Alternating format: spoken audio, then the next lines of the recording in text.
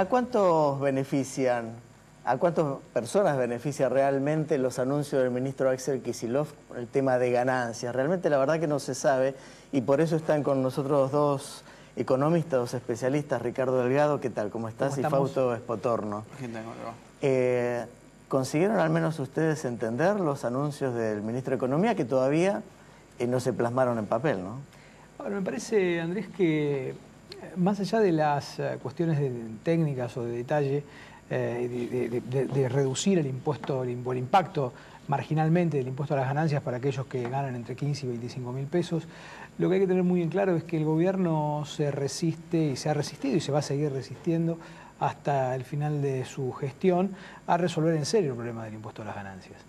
Nos parece que sigue siendo un impuesto que no cumple con su fin básico, que es ser un impuesto que grava a los ingresos más elevados de la sociedad. Ese es el principio básico del impuesto, y estamos discutiendo que trabajadores hoy estén pagando impuesto a las ganancias y que con estas medidas puedan eventualmente aumentar en el margen algo su ingreso de bolsillo, su salario de bolsillo, pero que no, insisto, no cambia la matriz, la lógica, la filosofía del impuesto. Nosotros creemos, desde el espacio de Sergio Massa, que es posible y estamos trabajando en esa dirección, a partir del 1 del año que viene, eliminar el impuesto al salario y sí, por supuesto, mantenerlo para los ingresos de directores, de gerentes y demás, claro, en un proceso que además tiene que rediscutirse en una matriz tributaria nueva, distinta, algo que tampoco ha hecho el gobierno. Este gobierno que se ha dicho progresista, reformista, nacional y popular, ha mantenido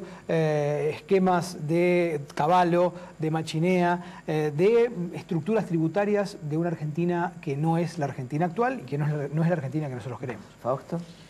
Mira, estoy bastante de acuerdo con lo que dijo Ricardo. Esta modificación del impuesto a las ganancias, la verdad es que no queda claro a quién afecta del todo.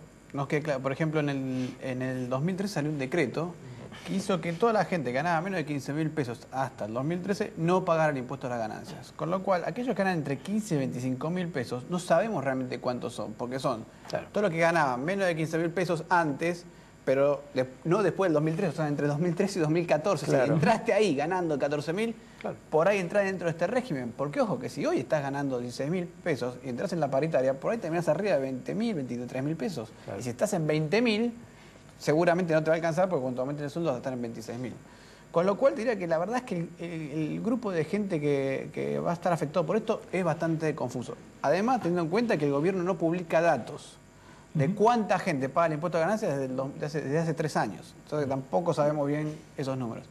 Entonces, hasta que no salga la resolución y no se publique más información sobre estadísticas de cuánta gente está pagando ganancias y cuáles son los estamentos de cada uno, lo veo muy difícil saber si el cálculo es correcto, ¿no? Hoy el ministro de Economía dijo algo así como que, bueno, hasta el 20, que es cuando las empresas empiezan a liquidar los sueldos, tienen tiempo de publicar la resolución.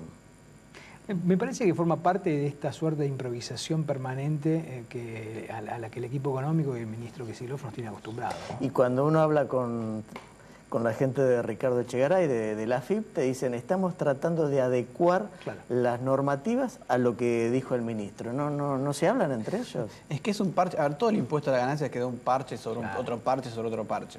Desde la tablita machinea, que es un parche. A ver, voy a explicar una cosa que es básica y Ricardo algo dijo. En el mundo no existen tablas para el impuesto a la ganancia. Lo que existe se llaman tablas marginales. O sea, si vos ganás 30 mil pesos, pagás un impuesto por 0 a 10 mil, otro por 10 mil a 20 mil, otro de 20 mil a 30 mil. ¿Por qué se hace eso? Porque si vos pasás a ganar de 18 mil a 22 mil, no te salte toda una categoría, sino que saltás solamente por los 2 mil adicionales. Claro. En Argentina, como hay una tabla, vos podés pasar a ganar, por ejemplo, ahora, estás ganando 20 mil pesos, te adecuan a este sistema, pero el mes que viene te aumentan a 26 mil y ahora por ahí ganás menos que antes. Entonces, para evitar esos problemas, habría que tener una escala marginal, como en cualquier parte del mundo, tendrías que tener un impuesto a las ganancias más progresivo, porque fíjate que hoy como está la cosa, aquel que está en la categoría máxima, que gana 35%, le aumentan el sueldo, va a seguir pagando 35%. Claro.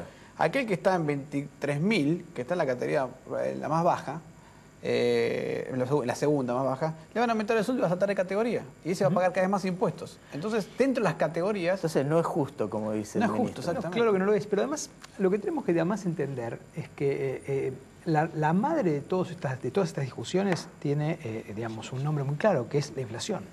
O sea, atrás de todas estas discusiones que ya terminan siendo hasta ociosas, que llegan siempre tarde, que, como dice Fausto, son parche sobre parche, es básicamente porque hace 8 años el gobierno se niega a atacar el problema básico de la economía argentina, que es la inflación. Pero ahora, si este anuncio intentaba calmar un poco los ánimos de los sindicalistas, no lo consiguieron, al contrario. Claramente no, y claramente me parece que los problemas y el intento del gobierno de planchar el aumento del salario real este año, como lo hizo el año pasado, en donde hubo una caída de 5 puntos o algo más del salario real de los privados formales. Recordemos que casi un 40% de los trabajadores en la Argentina no tienen capacidad de negociar salarios porque están en negro, ¿sí?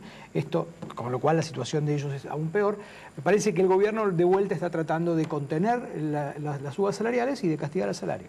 ¿Y ustedes saben, o por información, cuál es la relación real entre el ministro de Economía y Ricardo Echegaray? Porque hay quienes dicen que no están en buenos términos. La verdad que no lo sé. Me parece que lo que sí hay es una falta de comunicación obvia entre distintas áreas del equipo económico. Esto me parece que es así, se trabaja, porque este es un gobierno que habla poco, no solamente no habla con los sectores económicos, con los sectores sociales, sino que entre ellos tampoco hablan. Y esa manera de hacer política y de hacer política económica en particular no nos parece que sea adecuada. ¿Fausto? Sí, estoy de acuerdo. Fíjate lo que pasó con el tema de si era retroactivo de enero o no era retroactivo de enero. El ministro anunció que era retroactivo de enero, después Echegaray dijo que no era retroactivo de enero, después salió el ministro que dijo que no. Entonces, obviamente no está... A veces, ojo, a veces pasan los gobiernos que se hacen medidas y después hay que hacer correcciones. Sí. Pero esto no es corrección, esto es cosas que no se pensaron claramente, ¿no? O no se discutieron entre las diferentes áreas. ¿La economía en general para ustedes está creciendo, está decreciendo, hay recesión? ¿Cómo lo ven cada uno? No, este año seguramente va a ser un año en el margen algo mejor que el año pasado.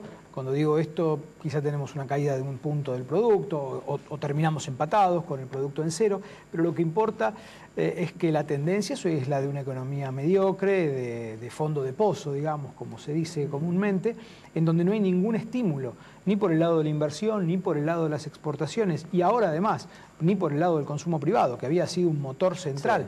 Sí. Con caída de salario y con caída de empleo, evidentemente, la economía argentina no encuentra drivers para poder crecer.